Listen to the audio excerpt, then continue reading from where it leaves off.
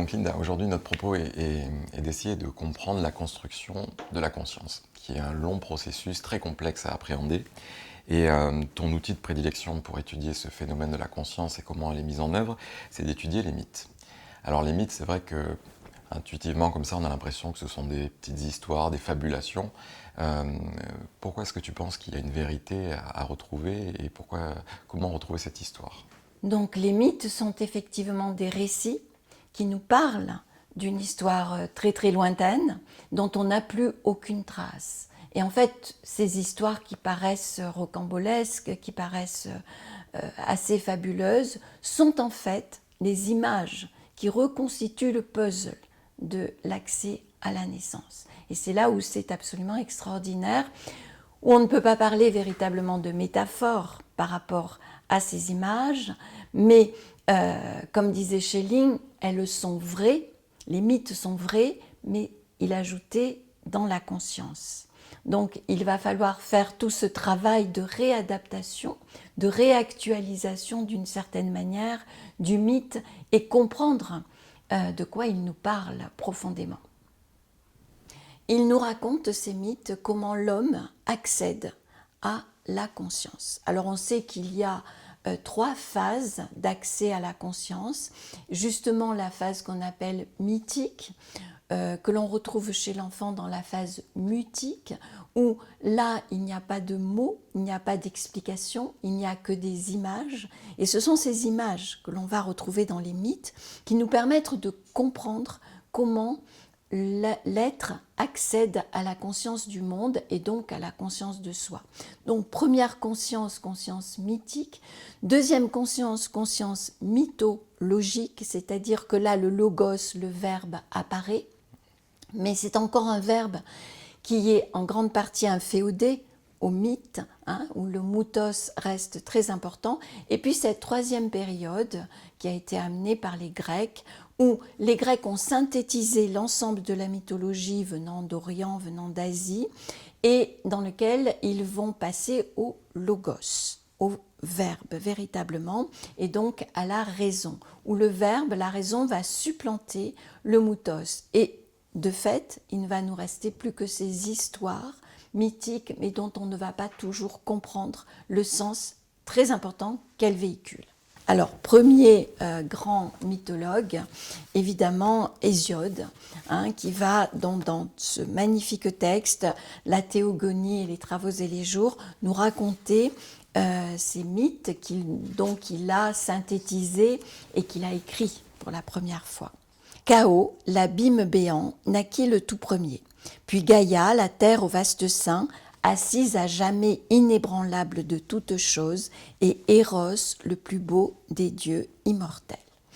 Donc, première naissance, un chaos, une terre-mère, Gaïa et Eros. Alors déjà, naissance tripartite. On va voir que dans les mythes, les choses vont beaucoup par 3.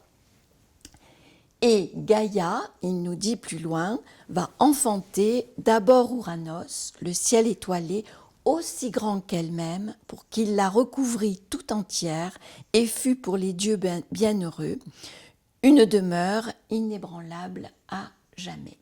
Donc, première grande étape, première grande lignée qui va découler de la naissance de Gaïa et d'Ouranos. Donc, première naissance, Gaïa enfante toute seule Ouranos. Alors on peut se poser la question, bien sûr, pourquoi cet enfantement dans la solitude? Où est le père? On sait qu'Eros est là, puisqu'on nous a bien dit que Eros est né en même temps que Gaïa, mais le mythe n'en parle pas et nous dit que Gaïa a enfanté elle-même Ouranos.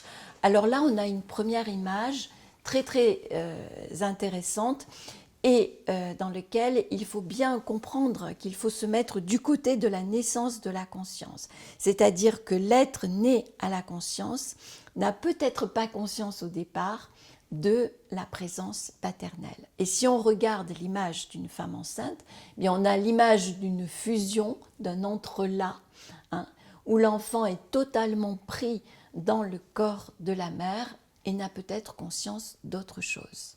Donc cette première origine de Gaïa mettant elle-même au monde cet enfant. C'est peut-être la vision de la femme enceinte qui met elle-même en apparence, sans la participation de personne, cet enfant.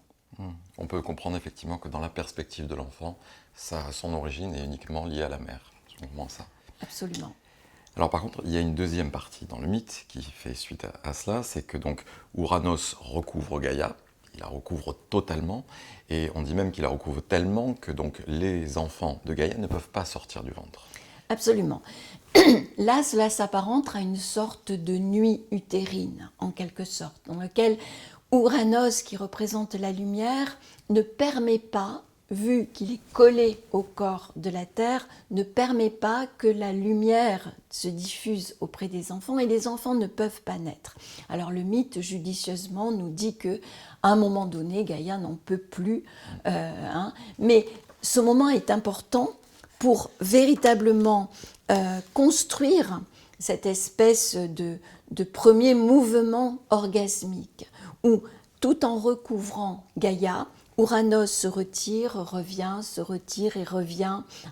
Et on peut imaginer à ce moment-là ce qui se passe pour le fœtus dans le ventre de la mère étant mobile, qui se déplace, qui bouge, et cet enfant qui commence à être bercé véritablement par ses premiers mouvements.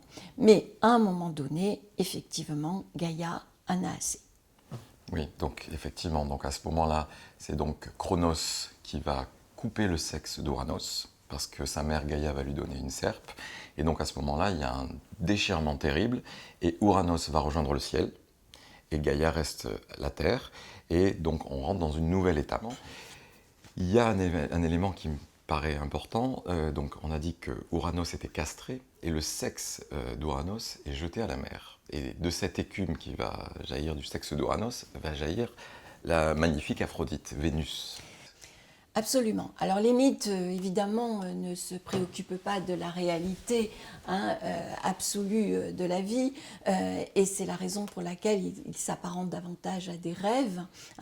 Mais les différentes versions du mythe sont utiles, parce qu'elles nous montrent les différentes faces, justement, de l'accès à cette réalité.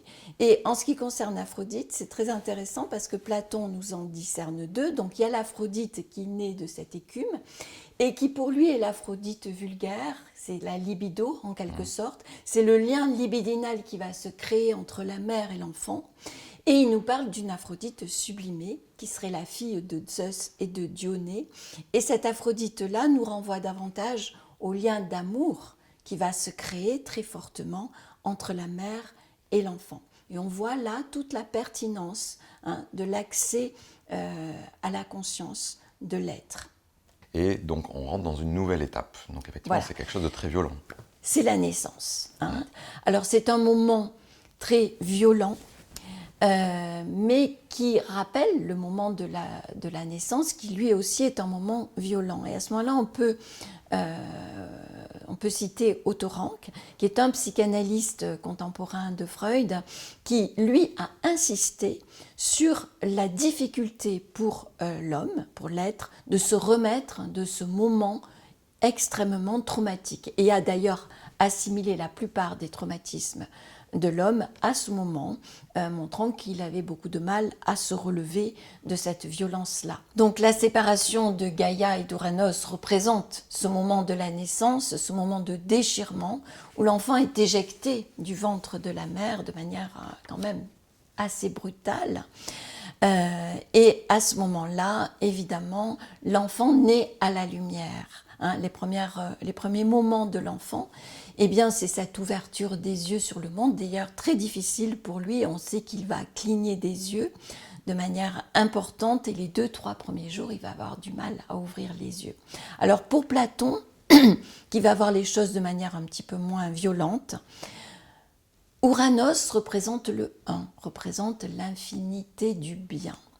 C'est une très très belle vision qui montre à quel point l'enfant, dès le départ, est plongé dans la lumière, est plongé dans une lumière extrêmement pure, où il n'y a pas encore véritablement d'ombre dans sa vie.